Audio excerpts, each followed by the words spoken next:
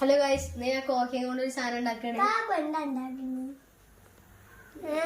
കോക്കയും കൊണ്ട് ഒരു സാധനം ഉണ്ടാക്കിയടാ. സ്പെഷ്യൽ സാധനം ആയിക്കോട്ടെ അല്ലേ. അപ്പൊ നമ്മുടെ കോവയ്ക്കൊക്കെ റെഡി ആയിട്ടുണ്ട്. നമുക്ക് കുക്ക് ചെയ്യാം.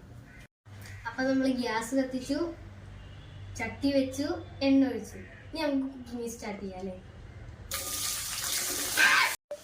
അതില്ലേ എണ്ണ തെറിച്ചപ്പോൾ ഞാൻ ചെറുതായിട്ടൊന്ന് പേടിച്ച് പോയതാണ്. അപ്പോൾ ഗൈസ്, ഇനി വളരെ ഈസി ആയിട്ടുള്ള 3 ഇൻഗ്രീഡിയൻസ് ഉള്ളൂ. മുളക്, മഞ്ഞൾ, പിന്നെ സൺഫ്ലവർ. ഇനി ഇത് നിങ്ങളുടെ ടേസ്റ്റ് അനുസരിച്ച് നിങ്ങൾ ഇടണം, കൂട്ടിയും കുറച്ചും. ഓക്കെ, അപ്പോൾ നമുക്ക് ഇടാം. അപ്പോൾ ഗൈസ്, ഇനി ഇളക്കണം.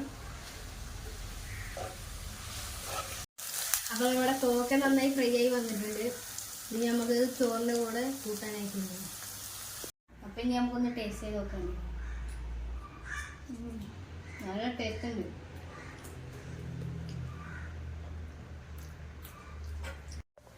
ബൈ ഗൈസ്, നമുക്ക് അടുത്ത വീഡിയോ കാണാം.